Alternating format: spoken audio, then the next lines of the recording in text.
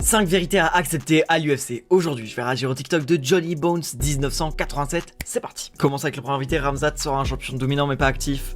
Est-ce que Ramzat sera champion? Je pense que oui. Est-ce que il sera dominant? Je pense que oui. Est-ce qu'il sera actif? Je pense que non. Donc oui, c'est un fait accepté. Deuxième vérité, il est malheureusement tombé sur des champions à leur prime.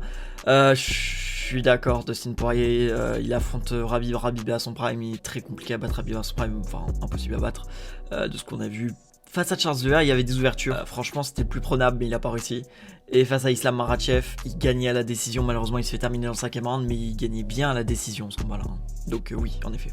Troisième fait, il a clairement pas le comportement d'un champion en parlant d'Ilia Topuria. En vrai, c'est quoi un comportement d'un champion? Est-ce que c'est un mec exemplaire qui montre un peu le modèle qu'il faut être pour sa catégorie? Qui est un peu le visage de sa catégorie?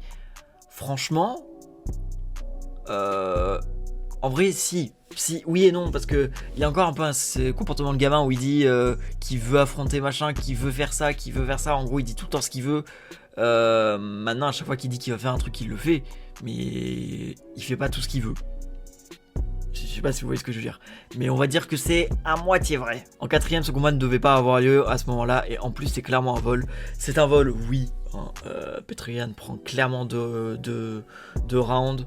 Et est-ce que ce combat devait avoir lieu à ce moment-là? C'est pareil que Ramzat face à Burns. On parle du 11e de la KT face au 2e. Donc si t'en as un qui est environ à la place du top 10 et qui est vraiment une star en devenir, je comprends qu'on lui donne un mec haut classé. Donc ce combat n'aurait pas dû avoir lieu à ce moment-là. Je pense quand même que si, par contre, oui, c'est clairement un vol. Et si vous aimez ce concept, n'hésitez pas à liker, commenter, surtout partager la vidéo, ça m'aide énormément. Et pour terminer, c'est l'un des champions les plus détestés alors qu'il est top 3 voire top 4 des meilleurs bantamweight.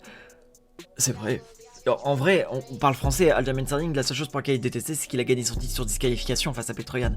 Mais après, il défend un succès face à Petr Yan, il défend face à TJHO, il défend face à Henry Cejudo. Oui, bah clairement, il est clairement dans le top 4 des meilleurs bantamweight de l'histoire, sur ça je pense qu'il n'y a pas de débat, en tout cas à l'UFC. Et oui, je pense juste en réalité il est détesté juste pour sa victoire par disqualification, donc oui, évidemment, c'est totalement validé.